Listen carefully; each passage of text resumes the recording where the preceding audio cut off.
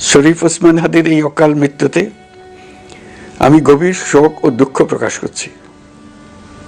তার প্রয়াণ দেশের রাজনৈতিক ও গণতান্ত্রিক পরিসরে এক অপূরণীয় ক্ষতি।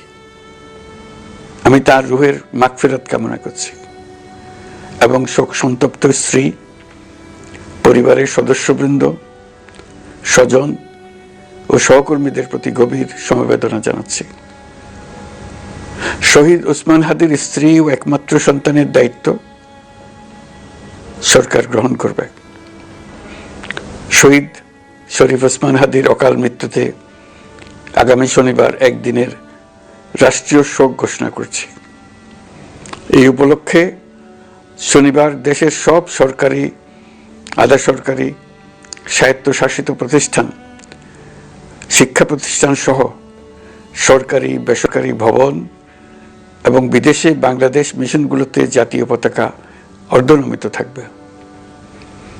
একই সাথে আগামীকাল শুক্রবার বাদ জুমা দেশের প্রতিটি মসজিদে শহীদ ওসমান হাদির রুহের মাগফিরাত কামনায় বিশেষ দোয়া ও মোনাজাতের আয়োজন করা হবে। আপনারা তাতে শরীক হন।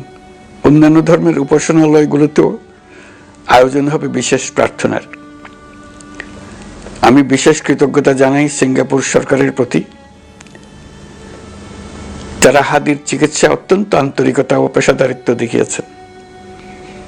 বিশেষ করে সিঙ্গাপুরের পররাষ্ট্রমন্ত্রী ভিভিয়ান বালাকৃষ্ণন, যিনি একই সঙ্গে একজন বিশিষ্ট চিকিৎসক, তার প্রতিও তিনি নিজে হাদির পরিচর্যা করেছেন, আমাকে নিয়মিত চিকিৎসা সম্পর্কে খোঁজ খবর দিয়েছেন।